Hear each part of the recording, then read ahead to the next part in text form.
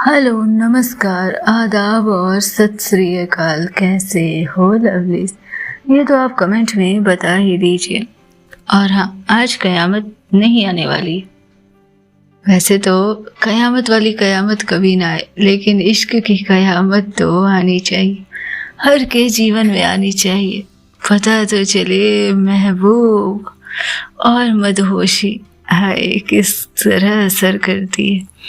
तो चलिए मेरी बकवास को विराम देते हैं, वैसे भी ज़्यादा इंटरेस्ट नहीं आएगा सुनने में, और स्टोरी पर आते हैं। स्टोरी का नाम है चुनूनियत। पिछले एपिसोड में हमने देखा कि निधि की जिद और उसकी चोट के बाद आंचल उसके साथ आने को तैयार हो जाती है, और आंचल और निधि जब दिल्ली पहुंचे तो तारा सहित आंचल के पापा ने उनका भरपूर स्वागत किया था। अब आगे निधि, आंचल, तारा, उसके पापा और मम्मी अंदर जाते हैं। अंदर जाते ही आंचल को दूर कहीं खड़ा सिद्धांत नजर आया, सफेद कुर्ते में, दोनों हाथ पीछे बांधे, बस एक टक उसे देख रहा था। आंचल की नजरें उससे टकराई और तुरंत ही झुक गई। सिद्धांत की आंखें ठंडी नहीं थी, गुस्से से भरी हुई थी। शायद इसलिए नहीं कि आंचल आई थी, शायद इसलिए कि इतनी देर से आई थी। उसकी आंखें जैसे कह रही हो, अब आने का क्या फायदा। आंचल के होठों ने कुछ नहीं कहा, पर उसकी पीठ सीधी हो गई, वैसे ही जैसे गलती की सजा को पहले ही स्वीकार कर चुकी हो वो। सहनाई फिर से बज उठी थी, लेकिन कुछ धुनें दिल के भीतर बज रही थी, जिन्हें सिर्फ वही सुन सकता था जिसने खोया हो और फिर भी मुस्कुराया हो। शादी का hotel, pre wedding family stay, रात के कुछ पहले, लेकिन भावनाओं की सुबह होने से ठीक पहले का समय। वो सन्नाटा जहाँ कोई कुछ कह नहीं रहा था, लेकिन सुनाई सब कुछ दे रही थी। शादी की तैयारियां पूरे शवाब पे थी। जाने कितनी विधियां थी जो पूरी हो रही थी। चारों ओर लाइट, गुलाब की महक और रिश्तेदारों का शोर, और उस भीड़ में आंचल का प्रवेश जैसे एक चुप तूफान सा था। सफेद चिकनकारी, खुले बाल और आंखों में थकी हुई रोशनी लिए वो ऊपर से नीचे उतरी थी, और जब सबकी नजरें आंचल पर थी, और आंचल जैसे उन लोगों की आंखों में वो महसूस कर सकती थी जो शब्द कहे नहीं जा रहे थे, जो शब्द मौन में थे लेकिन जैसे उलाहना दे रहे हों कि जब घर छोड़ कर ही गई थी तो वापस आने का क्या ही मतलब था। जाने किस जगह पर उसने चेंज की थी, लेकिन सूट और सलवार तो कभी उसके कपड़ों में शामिल नहीं था, और आज भी उसे शर्ट बदलने के लिए तारा के रूम का सहारा लेना पड़ा था। हालांकि तारा से अभी तक उसकी बहुत बातें नहीं हो पाई थी। सबको रूम अलॉट हो चुके थे, और तारा चाबी थमाते हुए 204 आंचल और निधि का रूम। निधि हैरान, एक कमरा, तारा, मैं किसी और के साथ किसी कमरे में। तारा की आंखों में शरारत थी, जैसे ये सब पहले से ही प्लान किया हुआ हो। सिद्धांत दूर खड़ा था। और तारा, प्लीज निधि, सब रूम बुक है, और तुम दोनों एक दूसरे को जानते भी हो तो कंफर्टेबल रहेगा, राइट? आंचल चुपचाप खड़ी थी, कुछ कहा ही नहीं उसने, जैसे ये घर उसका था ही नहीं, जैसे ये लोग उसके थे ही नहीं जहां वो जिद दिखा सकती थी। जाने रिश्तों में ये कैसी गांठ पड़ी थी जो अभी तक नहीं सुलझी थी। और तभी सिद्धांत की आवाज रहती है, अगर रहना नहीं है साथ तो मत रहो, छोड़ो ये नौटंकी, और जिसको नहीं रहना है वो निकलो। आंचल एक पल को चुप, फिर चावल जैसे टेबल पर रखती हुई बोली, निधि, मेरा काम था तुम्हें यहाँ छोड़ना, तुम्हें चोट आई है इसलिए मैं वापस लौट रही हूँ, और तुम अपना ध्यान रखना। इतना कहकर वो जाने लगी। बैग उठाया ही था कि तारा सामने, और तारा सिद्धांत की तरफ घूमते हुए। सिद्धांत जो अब तक जैसे गुस्से में खड़ा था, गुस्से भरे तंज भरे शब्द निकले थे, अब जैसे उसकी आंख में आंचल के लौट जाने का खौफ नजर आ रहा था। और तारा ने जैसे ही कहा, सिद्धांत माफी मांगो अभी, सिद्धांत की सांसें भारी हो गई। वो मुंह घुमाते हुए सॉरी इतना कहा उसने, और कहते हुए उस जगह से चला गया, जैसे अगर और रहा तो कुछ गड़बड़ और कर सकता हो। आंचल ने कोई रिएक्शन नहीं दिया, चाबी उठाई और सिर्फ एक शब्द बोला, अगर मेरे साथ कमरा शेयर करना हो तो आ जाना, वरना मुझे कोई दिक्कत नहीं। कमरा नंबर 204। रात के भीतर छिपी कई परतें थी उस कमरे में। कमरे में बस एक बेड था और बहुत सारी खामोशी। निधि दरवाजा बंद करके कोने में खड़ी थी। ऑकवर्डनेस अभी भी उसके चेहरे पर था, और आंचल पहले से बिस्तर पर, बगल में तकिया और बहुत सारे अनकहे जवाब। निधि धीमे से, तुम बिस्तर ले लेना, मैं सोफे पर सो जाऊंगी। आंचल बिना देखे, सो जाओ, जहाँ चाहे वहाँ सो जाओ, फर्क किसे पड़ता है। वो लाइन नहीं थी, वो दीवार थी, पर दीवारों के आर पार कुछ सांसें होती है जो एक दूसरे की आदत बन जाती है। कमरे में कोई आवाज नहीं थी, सिर्फ एक खिड़की से आता चांद जो इन दोनों के टूटे रिश्ते को उजालों में देख रहा था। आंचल ने तकिए की तरफ मुंह किया और निधि चुपचाप वॉशरूम में चली गई। जब लौटी तो आंचल की पीठ उसकी तरफ थी।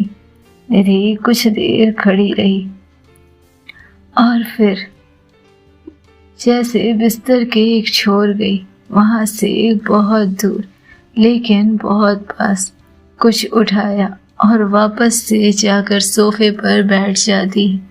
आंचल बिस्तर पर लेटे हुए अपने फोन में जाने क्या कर रही थी, लेकिन अभी तक उसकी नजरें निधि की तरफ नहीं उठी। और निधि जैसे उस बिस्तर पर पड़ी आंचल को देख रही थी, उन दायरों को देख रही थी जो इन दोनों के बीच तो थे, लेकिन चाहिए दोनों को नहीं थे। ये कमरा, ये रात, ये चुप्पियां एक ऐसा दरवाजा था जिससे होकर शायद मोहब्बत दोबारा प्रवेश करने वाली थी। शब्द अभी भी नहीं थे, लेकिन सांसों की लय जैसे बहुत कुछ बदल रही थी। कमरा ठंडी सुगंध से भर चुका था, गीले बालों की खुशबू, कमरे में बिखरे थोड़े से पानी के कतरे और उस पर चुप्पी की खनक जो दोनों के बीच कभी खत्म नहीं होने वाली थी। निधि जैसे ही वॉशरूम से बाहर आई, सफेद कढ़ाई वाली कुर्ती में, उसकी आंखों में हल्का संकोच, होठों पर दबी हुई कोई बेचैनी थी। बालों की नमी अब पीठ पर गिर रही थी और चेहरा बिना कहे जैसे बहुत कुछ कह रहा था। आंचल अभी भी बिस्तर पर लेटी थी। रात का समय यूं गुजर गया जैसे कोई वक्त ही ना हो, जैसे दोनों की थकान इस रात के समय को थोड़ा हल्का कर गई थी। लेकिन सुबह अब भारी हो चला था। आंचल बिस्तर पर ही बैठी शीशे के सामने जैसे निधि को बैठे देख उसे एकटक देखती रही। निधि शीशे के सामने बाल सुलझा रही थी। उसकी नजरें शीशे से टकरा कर आंचल पर जा टिकी। वो कुछ नहीं बोली, बस दोनों एक दूसरे को देखते रहे जैसे समय वहीं थम गया हो। निधि ने एक बार फिर नजर उठाकर आंचल की ओर देखा और फिर झट से नजरें नीची कर ली। कमरे में खामोशी की चादर थी जो हर सांस के साथ भारी होती जा रही थी। लेकिन तभी आंचल धीरे से बिस्तर से उठती, नजरें अब भी शीशे पर टकरा कर जैसे निधि पर पड़ रही थी। उसके चेहरे की एक एक आकृति को बखूबी याद किया हो आंचल ने जैसे। बिस्तर से उतरते हुए बिल्कुल चुपचाप वो निधि के पीछे आती। उसके हाथ आगे बढ़े, निधि के खुले बालों को अपनी उंगलियों से सुलझाने लगे और शीशे में उसे देखते हुए एक कोमल स्पर्श जिसमें ना तो अधिकार था ना ही कोई स्पष्टीकरण, बस एक अधूरी ललक थी। तुम बहुत खूबसूरत हो निधि, इतनी खूबसूरत कि किसी की भी निगाहों में बसने का जुर्म कर सकती हो। ये बातें थी, ये बातें उसके गर्दन पर उसके सांसों के साथ कही जा रही थी और निधि की आंखें बंद हो गई। उस स्पर्श में जो शांति थी वो किसी पहाड़ी झील जैसी थी जो भीतर के तूफान को भी स्थिर कर सकती थी। फिर आंचल ने मेज पर रखी एक बिंदी उठाई और धीरे धीरे से निधि के माथे पर लगा दी। आंखें खोली थी उसने और एक गहरी सांस भरी थी, जैसे बरसों की कोई तमन्ना पूरी हो गई हो, जैसे कोई बंद दरवाजा अचानक से खुल गया हो। वो नहीं चाहती थी कि ये पल कभी खत्म हो, लेकिन तभी जैसे आंचल होश में आती है, एक झिझक, एक उलझन के साथ अपने कदमों को पीछे करती है और फिर चलो ब्रेकफास्ट का टाइम हो गया। आंचल ने हल्की मुस्कान के साथ कहा। निधि बस सिर हिलाती है और तैयार होके उसके साथ नीचे चल देती है। रात का समय यूं ही गुजर चुका था। दोनों खाना खाने के बाद कमरे में लौटते हैं और दिन भर जैसे आंचल उस कमरे के भीतर ही रही थी और निधि तारा के साथ सारी तैयारी और अन्य विधियों में बिजी थी। जब निधि किसी काम से कमरे में आती, आंचल का उसे नजरें उठाकर देखना, जैसे उसे घंटों निहारने का हुनर रखती थी ये लड़की। और अब जैसे ही कमरे में निधि आती है, शाम अपनी लालिमा छोड़ चुकी थी और रात का अंधेरा बोझिल हो गया था। पूरे दिन कमरे में रही हो, अब डिनर भी नहीं करना? मन तो नहीं है, लेकिन कर सकते हैं। तुम इतनी ड्रामेबाज कैसे हो सकती हो आंचल? भूल गई निधि, मैं कॉलेज में भी ड्रामेबाज ही थी, तो ये तो मेरे हुनर में है। अब इससे तुम्हें दिक्कत है तो इसमें मैं क्या करूं? हो गया, अब डिनर के लिए चलना है। अच्छा, तुम तो पूरे दिन नीचे रही, तो अब डिनर के लिए मुझे बुलाने आई हो। मेरा मन होगा तो मैं जाकर डिनर कर लूंगी, तुम जाओ। आंचल, डिनर के लिए चलो। क्यों? तुम तो ऐसे कह रही हो जैसे मेरे बिना तुम्हें डिनर करनी ही नहीं है। सुबह से भी जैसे तुमने कुछ खाया ही नहीं मेरे बिना। मैं तुम्हारी कोई लगती हूँ जिसके साथ ही तुम्हें खाना खाना है, या फिर ये झूठे केयर का बहाना कर रही हो? निधि उसकी तरफ बढ़ती है। देखो, तुम्हारे मूड स्विंग्स का मैं कुछ नहीं कर सकता, लेकिन तुम अभी के अभी डिनर करनी चल रही हो। पूरे दिन इस कमरे में बहुत बैठ चुकी। आंचल उसके हाथ पकड़ कर उसे अपनी तरफ खींचती है। इतनी हुकूमत से मत बोला करो निधि, क्या है ना, फिर मेरे ख्याल बिल्कुल अच्छे नहीं रहते। इतना कहना ही था कि निधि ने उसे धक्का दिया और पीछे हट गई, चेहरा जैसे सुर्ख गुलाबी लाल। और आंचल जैसे इस दृश्य को मिस कर ही नहीं सकती थी। वो मुस्कुराती है, एक शरारती मुस्कान, और फिर अपनी जगह से उठती है। अब चलना है?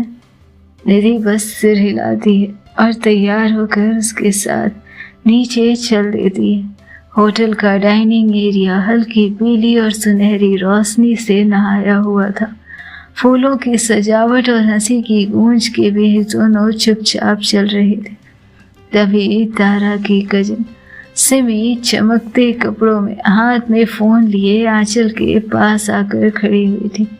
निधि उसे देखकर हल्की मुस्कान देती है और फिर तारा की तरफ चली जाती है। सिमी आंचल के करीब आकर थोड़ा झुकते हुए, आप ही आंचल है ना? बहुत सुना है मैंने आपके बारे में। अच्छा, क्या सुना है? आंचल हल्की हंसी के साथ जवाब देती है, यही कि आप बहुत ज़्यादा इंटेंस हैं, थोड़ी रिजर्व हैं और थोड़ी सी रहस्यमयी। आंचल ने आंखों को टेढ़ा किया, मुस्कुराए। अच्छा, बस इतना ही? और ये नहीं बताया किसी ने कि मैं बहुत ज़्यादा ट्रबल मेकर भी हूँ? सिमी पास आकर फुसफुसाती है, ट्रबल का तो पता नहीं, लेकिन आप खूबसूरत बहुत हैं। आंचल हल्की सी हंसी हंसती है, नजरें उठाकर चारों ओर देखती है, मानो किसी नज़र से बचना चाह रही हो इस दृश्य पे, और फिर थोड़ा पीछे होते हुए एक हल्की मुस्कुराहट के साथ, खूबसूरती देखने वालों की नज़रों में होती है मैडम, सुनने वालों की बातों में नहीं। सिमी उसकी टेबल पर बैठ जाती है। दोनों के प्लेट सामने थे और दोनों खाने के लिए तैयार। तभी आंचल ने एक बार फिर से नजरें उठाई। निधि का अब भी कहीं अता पता नहीं था। सिमी एक स्पून भरकर आंचल की तरफ बढ़ाती है, ट्राई कीजिए, ये पनीर टिक्का बहुत अच्छा है। आंचल पहले तो झिझकती है, लेकिन मना नहीं कर पाती और खा लेती है। हालांकि डर जैसे उसके अंदर बैठा था, किस चीज का ये तो उसे भी नहीं पता, या फिर बखूबी पता था। ये वही पल था जब दूर खड़ी निधि की नजरें आंचल पर टिक गई थी। वो तारा के साथ खड़ी थी, लेकिन उसकी आंखें सिमी और आंचल पर थी। जैसे ही उसने देखा कि आंचल सिमी से बात करे और खास कर उसके हाथों से खाया, कुछ जल गया था उसके भीतर, और बिना एक शब्द कहे तारा से विदा लिए वो वहां से चल पड़ी तेज कदमों से, जैसे किसी चोट से भाग रही हो। आंचल की नज़र उस पर पड़ी और समझ गई थी वो कि जो डर उसके अंदर था वो बेवजह नहीं था। आखिर देख लिया था इस लड़की ने। आंचल ने कुछ नहीं कहा, बस अपनी प्लेट से थोड़ा खाना लिया, दूसरी प्लेट में खाना लिया और धीरे से उठ खड़ी हुई। सिमी ने पूछा, अरे आप खा नहीं रहे? हाँ, लेकिन अपने कमरे में। और इतना कहकर वो मुस्कुराते हुए दोनों प्लेट हाथ में लिए निकल गई थी वहां से। कमरे में लौटते हुए आंचल ने दरवाजा खोला। अंदर अंधेरा था और निधि चुपचाप खिड़की के पास बैठी थी। उसके कंधे के नीचे बाल बिखरे हुए थे और चेहरा रोशनी में भी छिपा हुआ था। आंचल ने प्लेट को टेबल पर रखा। खाना नहीं खाया तुमने? ये लो, लेकर आई हूँ, भूख से मत मर जाना। निधि कुछ नहीं बोली। आंचल थोड़ी देर रुकी, फिर धीमे से उसके पास आई। तभी निधि कहती है, मुझे जलाने की इतनी जल्दी थी कि आधे साथ फ्लर्ट शुरू कर दिया। मैं तुम्हें क्यों जलाऊंगी निधि? और जलाना नहीं था, तुम जल रही हो, ये बात कुछ हजम नहीं हुई। दोनों के बीच फिर से खामोशी पिघलने लगी, एक ऐसी खामोशी जिसमें दर्द, मोहब्बत, तड़प और इनकार सब कुछ समा गया था। बाहर रात गहरी हो रही थी, लेकिन कमरे के भीतर कोई और ही कहानी, कोई और ही मौसम था जो रंग भर रहा था। और ये मौसम शायद दोनों की पसंद का था। कमरे का कोना अब भी हल्का पड़ा था। खाना खा लो। कहा ना मुझे नहीं खाना। निधि की आवाज़ सख्त थी, आंखें कांप रही थी। मुझे भूख नहीं है। क्यों? अभी तो नीचे गई थी खाने के लिए और उससे पहले मुझसे जिद कर रही थी। हाँ, लेकिन अब भूख नहीं है। तुम्हें कोई दिक्कत? निधि की आंखों में आग के शोले देखे जा सकते थे। नहीं, मुझे कोई दिक्कत नहीं। तुम्हारा पेट खाली रहेगा, इससे मुझे क्या दिक्कत होगी? आंचल ने कहा, लेकिन जैसे उसके शब्द और दिल के बीच कोई दूरी नहीं थी। अच्छा, तो फिर ये प्लेट उठाओ यहाँ से। निधि ने जिद ही पकड़ रखी थी। नहीं हटाना, मैं लेकर आई थी। खाना है तो खाओ, वरना मत खाओ। इतना कहकर आंचल वॉशरूम में चली गई। वापस लौटी तो देखा प्लेट साइड में सरकी हुई थी। वो कुछ पल यूं ही अपने बिस्तर पर बैठी रही, जैसे सब कुछ तटस्थ हो, जैसे सचमुच कोई फर्क ही नहीं पड़ रहा हो। लेकिन फर्क था, फर्क बेइंतहा पड़ रहा था। वो उठी, धीरे से निधि की ओर गई, जैसे कुछ कहे बिना बहुत कुछ कह रही हो। थोड़ी देर इधर उधर टहलती रही, फिर निधि के पास आई। सोफे पर बैठते हुए प्लेट उठाया उसने और उसके सामने बैठ गई। आंखों में थोड़ी नरमी, थोड़ी शरारत और बहुत सारा ख्याल। तुम बचपन से ऐसी हो? उसने प्लेट से चावल उठाते हुए कहा। ऐसी मतलब दिमाग से थोड़ी पैदल।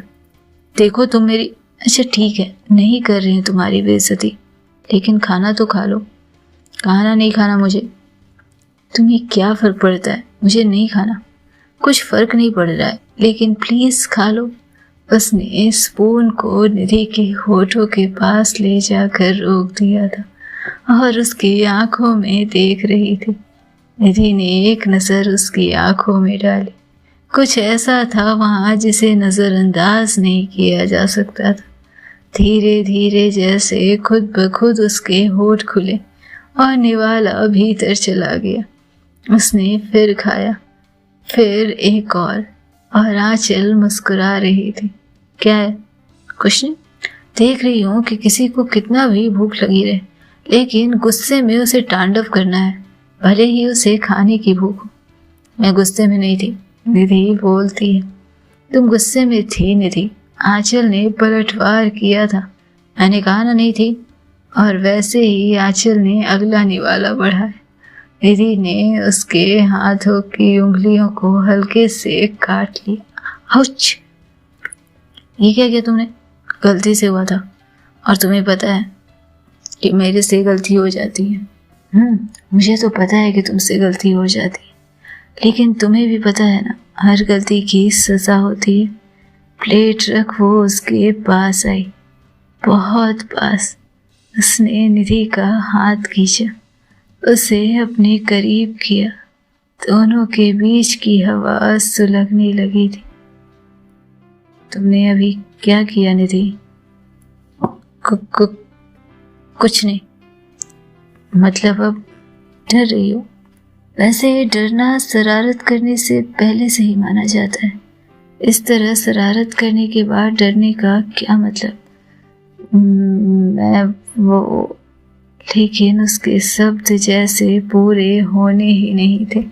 क्या होना था आगे जानने के लिए सुनते रहें नेक्स्ट एपिसोड। तब तक खुश रहो, स्वस्थ रहो, मस्त रहो और खुद का बहुत ध्यान रखो।